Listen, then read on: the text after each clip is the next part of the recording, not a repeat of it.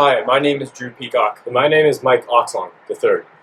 During the Holocaust, millions of Jews were killed because they were blamed for Germany's humiliating loss in World War I.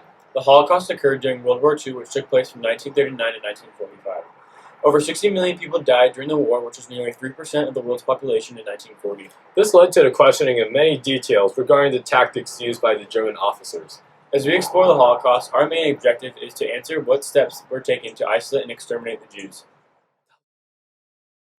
First, after the Polish invasion of 1939, German authorities began to require the wearing of badges. By the end of 1939, Jews were required to wear badges in the newly acquired Polish territories. The German government's policy of forcing Jews to wear identifying badges was one of many psychological tactics aimed at isolating and dehumanizing the Jews of Europe, directly marking them as being different to everyone else. It allowed for the easier facilitation of their separation from society and subsequent ghettoization, which ultimately led to the deportation and murder of 6 million Jews. The authorities have warned that severe punishment, up to and including death by shooting, is in store for Jews who do not wear the yellow badge on front and back.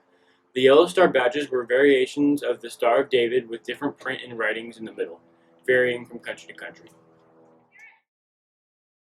On April 1st, 1933, the Nazi government influenced its citizens to boycott Jewish-owned businesses.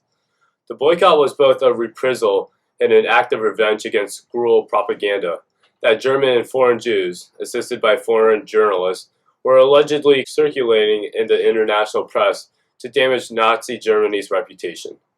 Nazi spokesmen claimed the boycott was an act of revenge against both German Jews and foreigners, including U.S. and English journalists who have criticized the Nazi regime.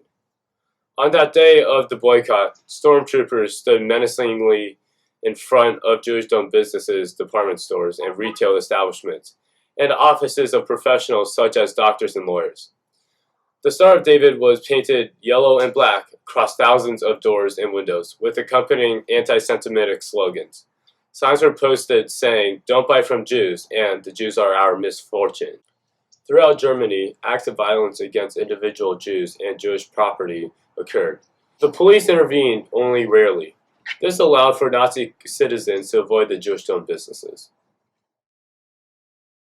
Next, arrests started taking place frequently after a night of broken glass in November of 1938.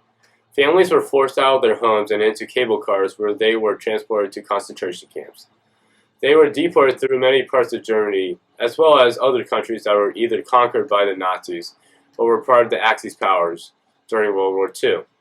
In May of 1943, the Nazi German authorities reported that the Reich was Judenrein, free of Jews. By this time, mass deportations have left fewer than 20,000 Jews in Germany. Some survived because they were married to non-Jews or because race laws classified them as Mischlinge, or mixed ancestry, or part Jewish, and were thus temporarily exempt from deportation. Finally, the Jews were sent to concentration camps. The term concentration camp refers to a camp in which people are detained or confined, usually under harsh conditions and without regard to legal norms of arrest and imprisonment that are acceptable in a constitutional democracy. It was winter, and the cold burned us. All the camp was flooded and muddy.